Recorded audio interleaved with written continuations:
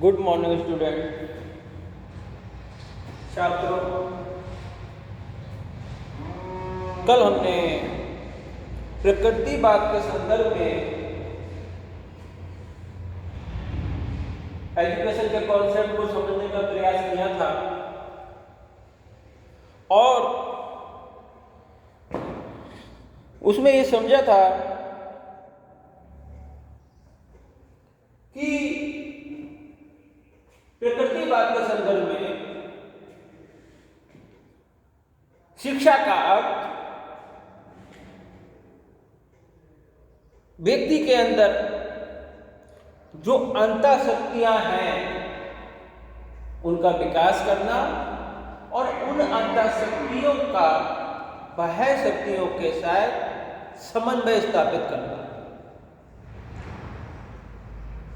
जैसा Herbert Spencer ने कहा भी है कि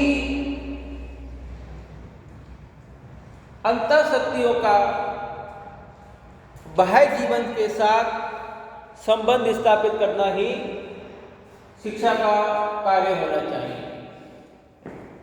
और प्राकृतिक शिक्षा विशेषकर जीव विज्ञानी वर्ग प्राकृतिक शिक्षा की जो बात की जाए वह है एक जीव को अर्थात मनुष्य को इस योग्य बनाती है कि वह अपने बाह्य शक्तियों के साथ अनुकूलन कर सके, अपने सापेक्ष उनके सापेक्ष अपने आप को ढाल सके तथा इसके साथ साथ उनको अपने सापेक्ष भी ढाल सके, यानी उनको परिवर्तित करने की क्षमता का विकास कर सके। फिलहाल आज हम प्रकृतिवादी शिक्षा के जो उद्देश्य हैं उन पर चर्चा करेंगे। तो प्रकृतिवादी शिक्षा के कुछ उद्देश्य हमने ब्लैक बोर्ड पे लिखे हुए हैं, एक एक करके उन पर बात करते हैं। आप बिंदुवार लिख लेंगे और उनका विस्तार अपने हिसाब से अपने आप कर लेंगे। तो सबसे पहले प्राकृतिक शिक्षा का जो उद्देश्य है वह है मूल प्रवृत्तियों का मार्गान्तीकरण और उदात्तीकरण। ठीक है। अब अगर हम यंत्रवादी प्रकृतिवाद को देखें तो यंत्रवादी प्रकृतिवाद जो कि व्यवहारवादी प्रकृतिवाद का जनक है और उसका ये कहना है कि मनुष्य जन्म से ही स्वाभाविक सहज क्रियाओं को लेकर उत्पन्न होता है और यह जो सहज जो स्वाभाविक क्रियाएं हैं जब वे पर्यावरण के संयोग या संपर्क में आती हैं तो उनके द्वारा एक व्यवहार का जन्म होता है और उस व्यवहार को हम रोक नहीं सकते।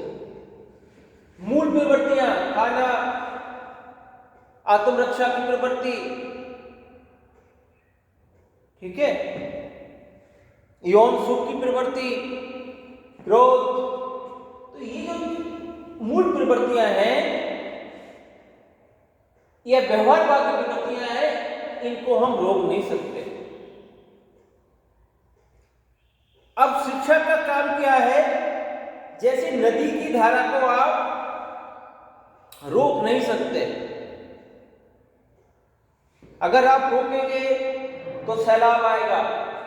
अब आप कह सकते हैं कि नदी की धारा को हमने बांध बना के रोक लिया, पर उसका भी एक सीमा है कुछ समय के लिए, पर नदी की धारा को आप रोक नहीं सकते। अगर रोकेंगे तो कहीं ना कहीं पर इसी प्रकार जो मूलभूत प्रवृत्तियां हैं या उसको भी आप रोक नहीं सकते।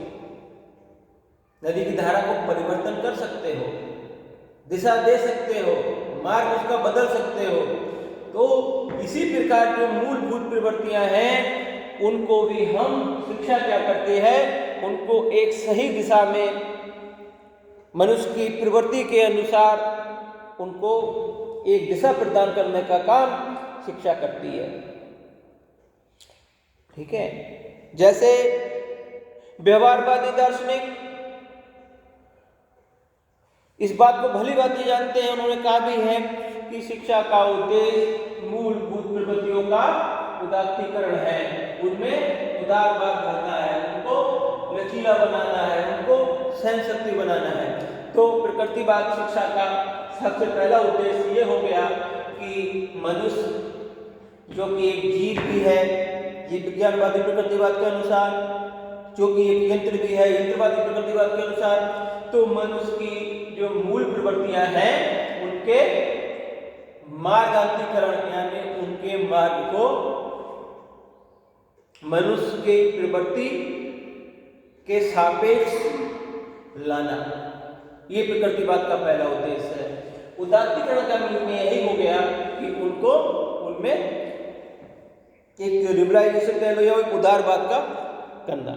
ठीक है, तो प्रकृतिवाद शिक्षा का प्रमुख उद्देश्य क्या हो गया कि एक व्यक्ति की मूलभूत प्रवृत्तियों का मार्गांतरीकरण। और अब शिक्षा का जो दूसरा उद्देश्य है वो ये है कि जीवन संघर्ष के लिए शक्ति एवं योग्यता का विकास।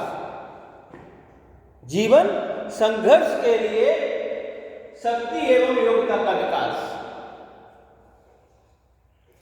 ठीक है, तो ये जो जीव विज्ञानवादी प्रकृतिवाद है वो इस बात को कहता है कि प्रत्येक प्राणी में, संसार के प्रत्येक प्राणी में जीने की एक इच्छा होती है। और जीने की इच्छा को एक शब्द भी दिया गया है, ये हिंदी में कभी कभी आ जाता है, जीने की इच्छा, जीविका। ठीक है, तो जीने की इच्छा प्रत्येक प्राणी, जीने की इच्छा प्रत्येक प्राणी में होती है। और ये जो जीने की इच्छा है उसके लिए व्यक्ति को अपने वातावरण,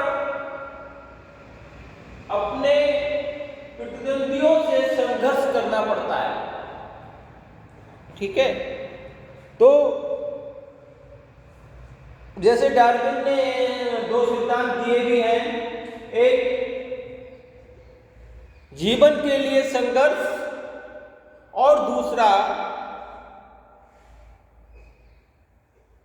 समर्थ होने के लिए संघर्ष।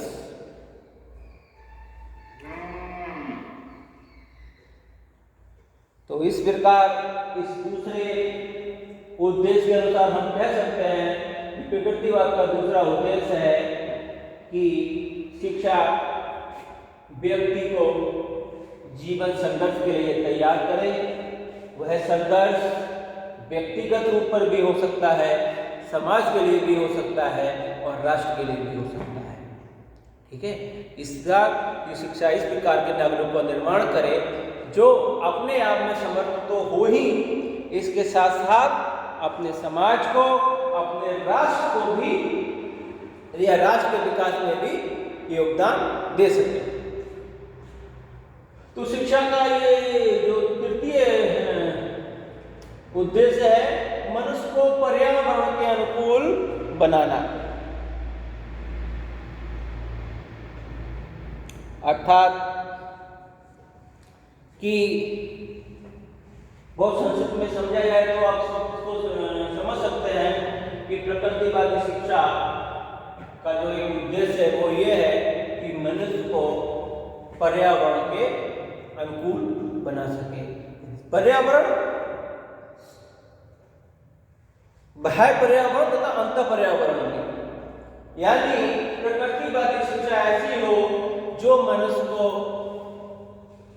मानसिक और शारीरिक रूप से सशक्त बना सके, क्योंकि मानसिक और शारीरिक रूप से सशक्त व्यक्ति ही पर्यावरण के साथ समायोजन कर सकता है, अनुकूलन कर सकता है, समय आने पर पर्यावरण को अपने सापेक्ष परिवर्तित भी कर सकता है। ठीक है, तो ये जो अंतःक्रियाएं होती हैं पर्यावरण के और एक व्यक्ति के बीच, चाहे वो शारीरिक रूप से हो, चाहे वह मानसिक रूप से हो, चाहे वह संवेगात्मक रूप से हो, इन सब चीजों का जो संघर्ष होता है, उस संघर्ष में विजय प्राप्त करने के लिए प्रकृतिवादी शिक्षा इस उद्देश्य को मानती है कि वह व्यक्ति को पर्यावरण के अनुकूलन करने हेतु तैयार करे। फिर है कि मनुष्य को प्राकृतिक जीवन जीने के योग्य बनाना। मनुष्य को प्राकृतिक जीवन जीने के योग्य बनाना। अब मनुष्य को प्राकृतिक जीवन जीने के योग्य बनाना क्यों बनाए भाई मनुष्य को प्राकृतिक जीवन जीने के योग्य? क्योंकि प्रकृतिवाद का जो एक उद्देश्य है, हालांकि अंतिम उद्देश्य तो हम नहीं कह सकते, पर प्रकृतिवाद का एक विचारधारा का जो उद्देश्य है वो यही है कि मनुष्य को सुखपूर्वक जीवन जीने के योग्य बनाना। और ये बिल्कुल सुनिश्चित है कि मनुष्य सुखपूर्वक जीवन तभी व्यतीत कर सकता है जब वह प्राकृतिक नियमों का पालन करे और प्राकृतिक नियमों बंधनों के साथ साथ अपनी प्रकृति को, अपनी प्रवृत्ति को समझकर उसके अनुरूप आचरण कर सके।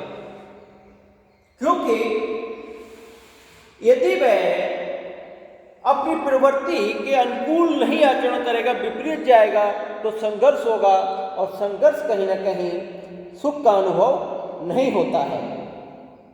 ठीक है।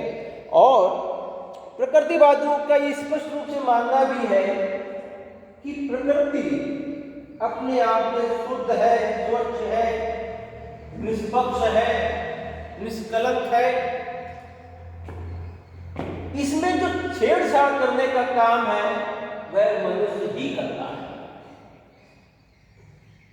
मैं समझता हूं कि मनुष्य एकमात्र ऐसा प्राणी है कि वो जहां जाता है वहां प्रकृति को अपने हिसाब से ढालने के लिए उसमें विसंगतियां लाता है और ये विसंगतियां ही अंतोगत्ता दुख का कारण बनती हैं।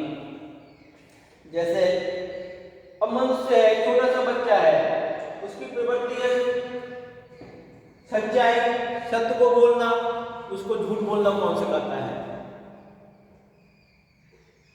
ठीक है। मानव की प्रवृत्ति या उसकी शारीरिक रचना इस प्रकार से है कि वह एक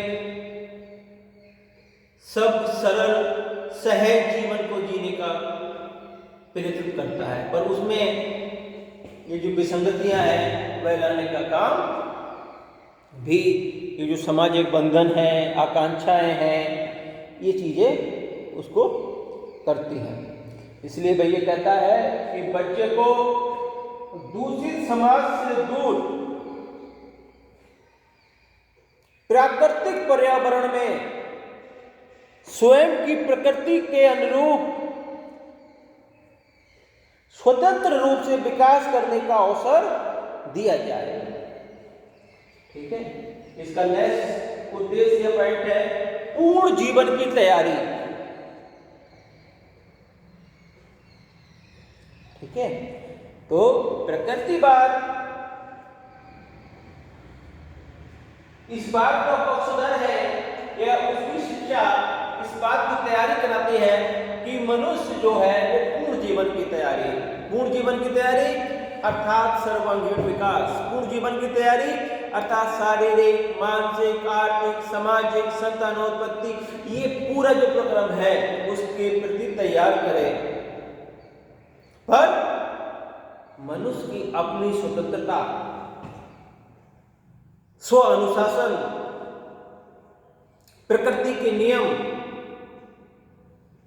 और उसकी अपनी इच्छाएं, उसकी अपनी क्षमताएं, उसकी अपनी रुचियां, उसकी अपनी योग्यताएं, उन्हीं के अनुसार बिना किसी बाह्य बंधन या दबाव के प्रकृतिवादी शिक्षा इस बात तो मनुष्य को पूर्ण जीवन की तैयारी के योग्य बनाना।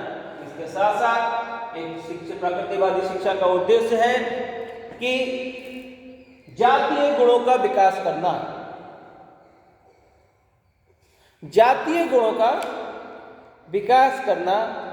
अब जातीय गुणों का विकास करने से यहां पर तात्पर्य यह है कि वो जिस प्रजाति का है, जिस जाति का है, ये जो सामाजिक जातियां, ये जो इन तीन जातियों से इससे कोई लेना देना नहीं है, हैं? जाति कहा भी गया कि जाति जन्म से होती है, तो कौन कौन सी जातियां हो सकती हैं? जैसे पुरुष है, केवल तीन ही जातियों को मैं मानता हूं, पुरुष हो गया, पुल्लिंग, स्त्री और नपुंसक, व्याकरण की दृष्टि से भी। तो ये जो जातियां हैं, तो प्रकृतिवादी शिक्षा इस बात का बल देती है कि जाति गुणों का विकास करे। अगर मनुष्य मानव है, जेंट्स है, व्यक्ति पुरुष है, तो उसमें उस प्रकार के गुणों का विकास होना चाहिए।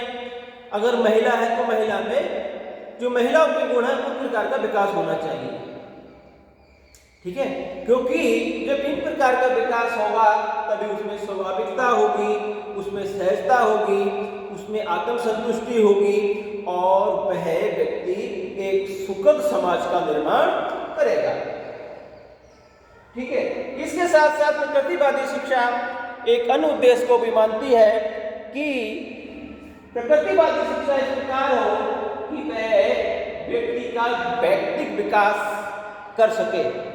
यहाँ पर व्यक्तिगत विकास से तात्पर्य है कि मनुष्य की अपनी जो मूल शक्तियाँ हैं, प्रवृत्तियाँ हैं, रुचियाँ हैं, रुझान हैं, योग्यताएं हैं, उसकी अपनी इच्छाएं हैं, अपनी आकांक्षाएं हैं, ठीक है? तो ये जो है इनके अनुसार विकास करने का अवसर दिया जाना चाहिए, क्योंकि संसार में कोई भी दो व्यक्ति पूर्णतः एक समान नहीं हो सकते। यानी ये जो व्यक्तित्व का है उसको समर्थन करता है, उसको आदर करता है, और इस प्रकार जो मनुष्य की हम व्यक्तित्व का आदर करेंगे, उनको ध्यान में रखेंगे और उसके अनुरूप शिक्षा में एक लचीलापन होगा, तभी व्यक्ति अपने व्यक्तिगत विकास करके अपने साथ साथ अपने समाज का और अपने राष्ट्र का विकास कर सकेगा, ठीक है? तो आज प्रकृतिवादी शिक्षा के कुछ उद्देश्य हमने इन पर चर्चा की। इनको आप आपकी पुस्तकों में जैसा दिया है उनके अनुसार और कोई भी अपने नोट्स बना सकते हैं। किसी भी क्वेश्चन हो, जिज्ञासा हो, तो उसको समाधान करने के लिए आप बात कर सकते हैं। तो आज इतना ही, धन्यवाद।